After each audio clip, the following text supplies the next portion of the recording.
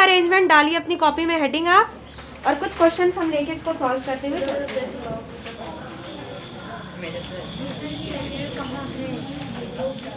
Sitting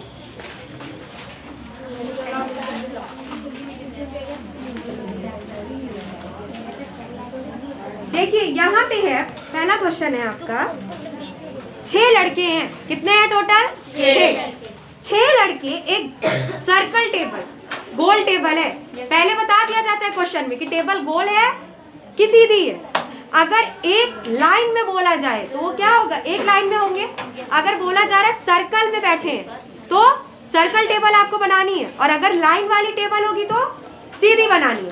तो circle table के चारों ओर सेंटर की तरफ मुंह करके बैठे हैं। अब देखो, अगर सर्कल टेबल ये है, ठीक, सर्कल टेबल ये, तो सेंटर यहाँ पे बीच में तो सेंटर होता है, तो सब इधर ही इधर जैसे बैठते हैं लोग, ऐसे मुंह करके बैठे हैं, ठीक। अब देखो यहाँ पे 6 लड़कों में कौन कौन हो सकता है। टोटल हम यहाँ पे नंबरिंग लिख लेते हैं, कितने लड़के हैं?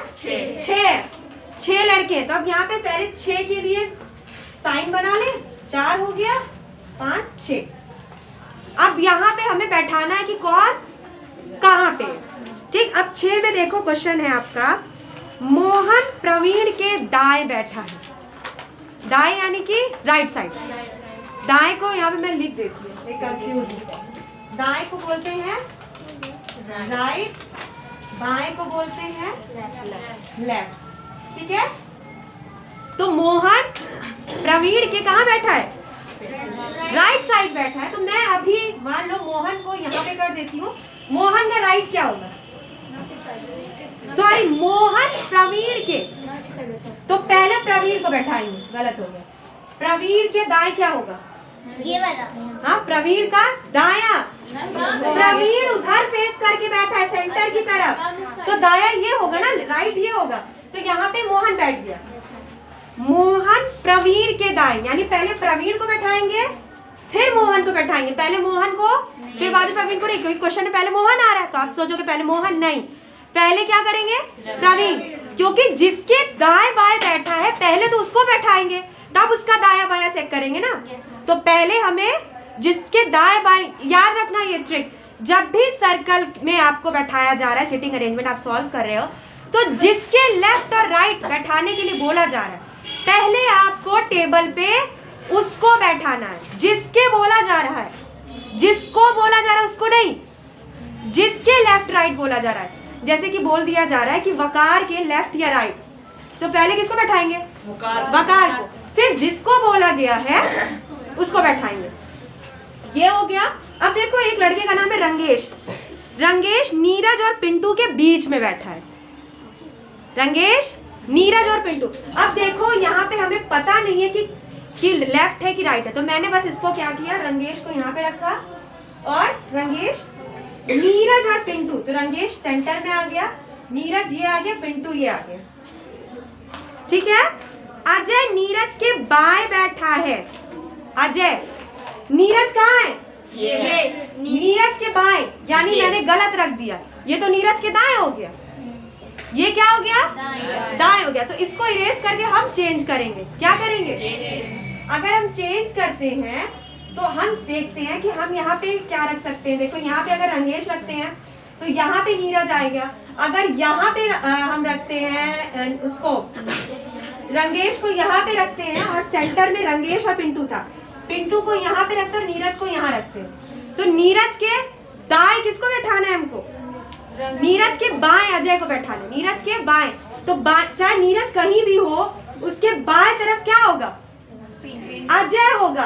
तो यहाँ पे कहीं पे अजय को होना चाहिए। तो मैं क्या करूंगी, इसको शिफ्ट कर दूंगी। ये क्या था? प्रवीण था ना, तो प्रवीण को यहाँ कर दिया, मोहन को यहाँ पे कर दिया।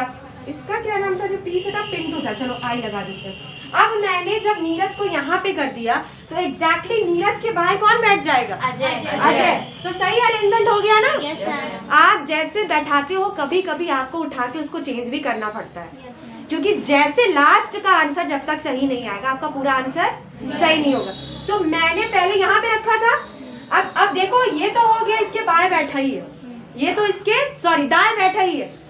प्रवीण के दाएं मोहन बैठा है, जैसे शुरू में कहा गया था। और अब नीरज के बाएं कौन बैठ गया? अजय बैठ गया। ठीक, अब लास्ट में क्या कह रहा है? अजय के ठीक दूसरी तरफ पिंटू बैठा है। तो ठीक तो है, ये बैठा तो है इसके ठीक दूसरी तरफ, इसके दूसरी तरफ पिंटू, ठीक दूसरी तरफ कौन बैठ गया? पिंटू बैठ गया। तो मेरा ये हो गया 6 थे, 1 2 3 4 5 6, 6 को हमने एकदम सही से बैठा दिया। अब देखो मेरा क्वेश्चन क्या बन रहा है, ये तो हमने सॉल्व कर लिया। अब इस पे क्वेश्चन, एक सेटिंग अरेंजमेंट जब आप सॉल्व करते हो तो उस पे 5 क्वेश्चन बनते हैं कम से कम। तो यानी अगर एक बार तुमने सही से इसको सॉल्व कर लिया तो 5 क्वेश्चन तो आराम से सॉल्व हो गए। जैसे पहला क्वेश्चन है, मोहन के ठीक अपोजिट डायरेक्शन में कौन बैठा है? कौन बताएगा? रंगेश। हाथ था ना, तो मोहन के ठीक अपोजिट रंगेश बैठा है। मोहन के ठीक अपोजिट रंगेश बैठा है। प्रवीण किन 2 लड़कों के बीच में बैठा है? प्रवीण ये था पिंटू और मोहन के बीच में। तो राइट आंसर होगा पिंटू और मोहन के बीच में बैठा है। 2 सॉल्व हो गए। थर्ड है, आपका आ जाता है, नीरज किन 2 लड़कों के बीच में बैठा था?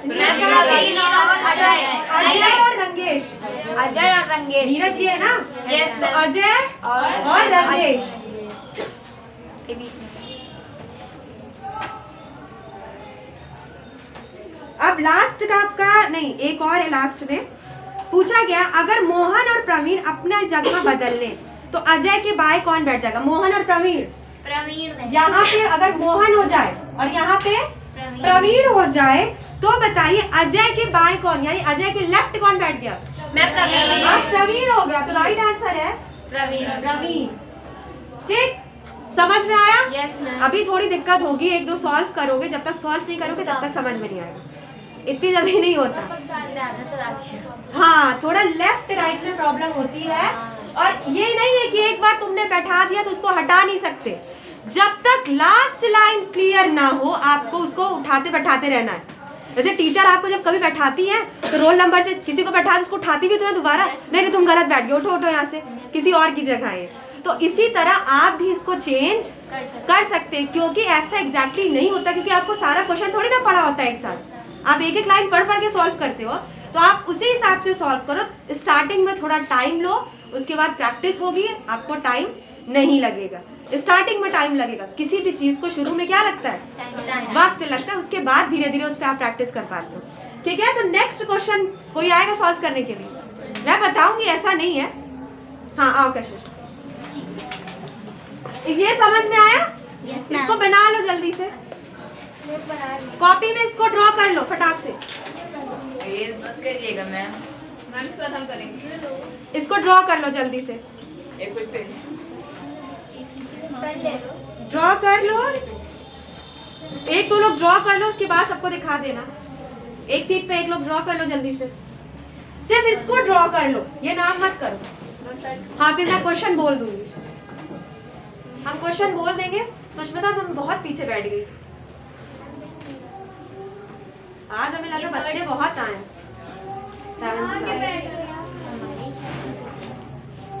इस सीट पे आ जाओ। हाँ बस सीट पर, ज्यादा पीछे मत बैठो।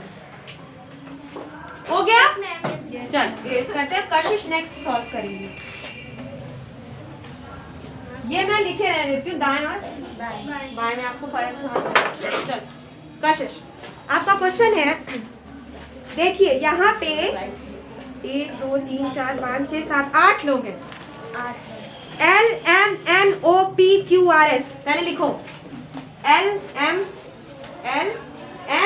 N O P Q R, वही साइड में लिखो, वही इसको इरेज कर दो, आगे बढ़ा दो। R और S, टोटल कितने हो गए? 8 हो गए ना। अब सब एक राउंड टेबल पे बैठे हैं, टेबल बनाओ। हाँ, अब 8 लोगों को बैठाओ, छोटी टेबल बनाओ, बहुत बड़ी टेबल।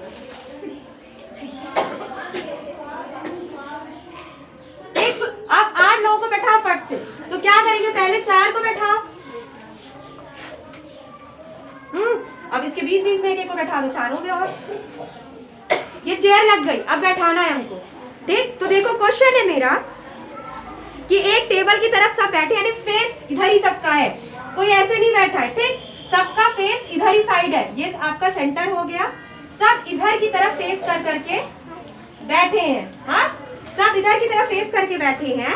अब देखो जरूरी नहीं कि इसी तरह बैठे हैं, जरूरी नहीं कि जैसे आपने लिख दिया वैसे ही सब बैठ गए, ऐसा नहीं है जरूरी। अब क्वेश्चन है कि पी एम के बाएं तीसरा बैठा है, पी एम के बाएं यानी लेफ्ट, पी जो है एम के, तो पहले एम के, तो मैंने किसको कहा था, किसको बैठाएंगे, एम को, तो पहले एम को बैठाओ, कहीं भी बैठाओ, एम को बैठा दिया। लेकिन एक चीज याद रखना, जब आप सॉल्व करते हो तो हमेशा यहाँ से बैठाने की कोशिश किया करो, क्योंकि लेफ्ट राइट में दिक्कत कम होती है, क्योंकि तुम उधर ही फेस करके होते हो, तो तुम लेफ्ट राइट आसानी से समझ जाते हो। नीचे से कोशिश किया करो। एम के हमने देखा है पी तीसरा बाएं, तो एम के बाएं तीसरा, एम का बायां क्या होगा पहले बताओ, हाँ एम का लेफ्ट इधर होगा, तीसरा, पहला दूसरा तीसरा, यहाँ पे बैठा है कौन, पी, बैठाओ पी को, पी बैठ गया। अब देखो पी और एस दोनों का पास का नेबर है, मतलब पी ओ और एस दोनों के पास में है, तो ओ और एस दोनों के पास में है, तो पास में इसका मतलब एकदम बगल ही में, ये नहीं बोला कि दूसरा तीसरा नहीं बोला, क्या बोला है, पास में है, तो पी ओ और एस दोनों के पास में है। ओ और क्यू के बीच केवल एक व्यक्ति बैठा है, ओ और क्यू, ओ और क्यू के बीच में सिर्फ एक बैठा है, एक इंसान, पता नहीं कौन है। अभी देखो ये नहीं बताया कौन बैठा है, ओ और क्यू के बीच में कोई बैठा है, लेकिन अब कौन है नहीं, आगे पढ़ेंगे तब समझ में आएगा। एक व्यक्ति बैठा है, आर ओ का पास का नेबर नहीं है, आर ओ के पास बिल्कुल नहीं होगा, तो यानी कि आर तो यहाँ नहीं होगा, ये तो क्लियर, आर यहाँ पे होगा, और आर एन के बीच केवल एक है, आर और एन के बीच, तो यहाँ पे एन हो गया, आर और एन के बीच कोई एक होना चाहिए ना, तो अब वो तो नहीं बताया कि कौन, लेकिन एक होना चाहिए, ये हो गया।